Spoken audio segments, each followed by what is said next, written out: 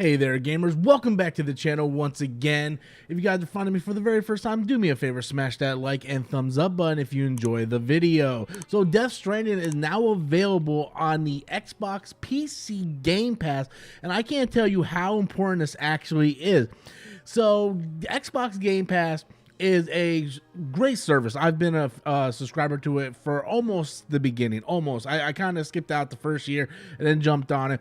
And now Death Stranding is joining Game Pass on the PC version. Now I have the PC Game Pass already up here. I'll show you guys. And I got it right here. And as you can see, Death Stranding is right here. Recently added. And of course, they have Quake 4, Return to Wolfenstein. And this is the Game Pass for PC. And yeah, so now I'm going to actually give this game a shot. And the reason why I'm going to give it a shot is because I never played it on the PlayStation 4 or PlayStation 5. Now, I'm a PlayStation 4 and 5 owner. I've always owned every PlayStation console, massive Sony PlayStation fan, but I'm also an Xbox fan because I like what Phil Spencer has done with the branding. And I like the thing that the choices that he is making moving forward. I really like Phil Spencer as the person leading this ship. And now with Death Stranding being on Game Pass, I'm going to give it a shot, mostly because it was a Hideo Kojima game. Massive Hideo Kojima fan. You guys could probably see all my Metal Gear merch in the background here, and that's only a little bit of my Metal Gear merch. I got like a massive Metal Gear like shrine.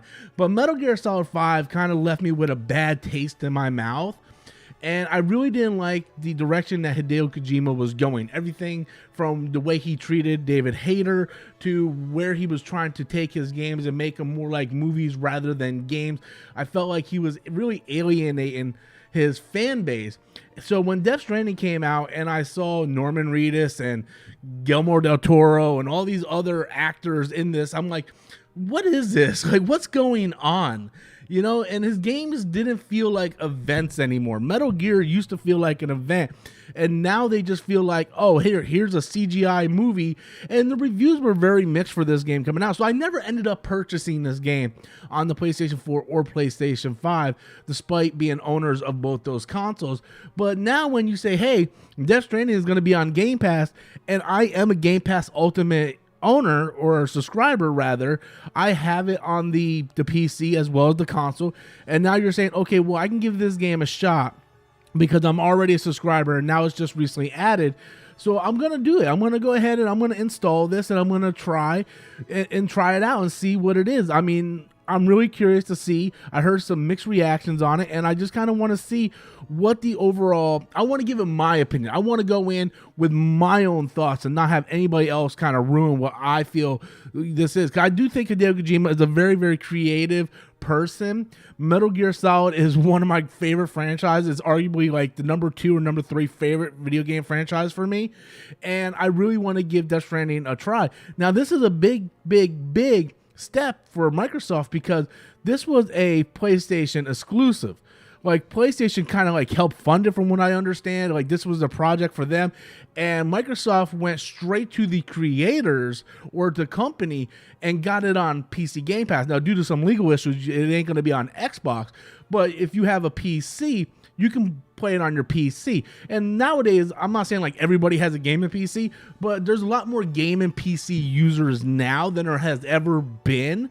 So more people are willing to just, hey, I have Game Pass, I'm going to go ahead and install this. I'm going to give it a shot. If I don't like it, well, I mean, I'm a member, so it ain't like I had to go out and pay $50, $60, $70 for this title, and then I could just go ahead and delete it. So I really like that aspect of it. That's one thing, the reason why I'm a big fan of Game Pass is because a lot of these games that I'm interested in but don't want to drop the money in getting, I can just try it on Game Pass. If I don't like it, I can just go ahead and delete it, and it's no big deal to me. So if I don't like Death Stranding, then I can just go ahead and like, oh, well, you know, I gave it a shot.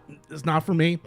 I delete it. And that's what I really like about the Game Pass model. And I think it does say a lot that Death Stranding is coming to Game Pass rather than because this is something that Sony doesn't want to happen. You know, Game Pass, I believe, is sort of the future of what gaming is going to be. You see where like Nintendo has their own, subscription service, PlayStation has their own. They're all completely different in their own right. But to have a Sony property which was exclusive to PlayStation and PlayStation 5, PlayStation 4 and PlayStation 5, to come over, and even though it's the PC Game Pass, to still have that Microsoft logo right there, it drove a lot of hardcore PlayStation fans like mad. Like they were like, Hideo, what are you doing? You're a traitor. And then Hideo signed up with Microsoft to do that exclusive game, that this exclusive xCloud game coming out here whenever they actually show some footage or whatnot. But he's got an exclusive deal with Microsoft. You know, I think people have to realize it ain't about being a loyalty to one brand or another. Like I have my Nintendo Switch right here, right? I'm playing Live Alive. I'm on the final chapter. And then I'm going to go jump into Death Stranding. And then if I want to play like something on PlayStation 5, I have my PlayStation 5 on standby. Like I have all my consoles right here. So whenever I want to play something, I just go ahead and grab it, you know?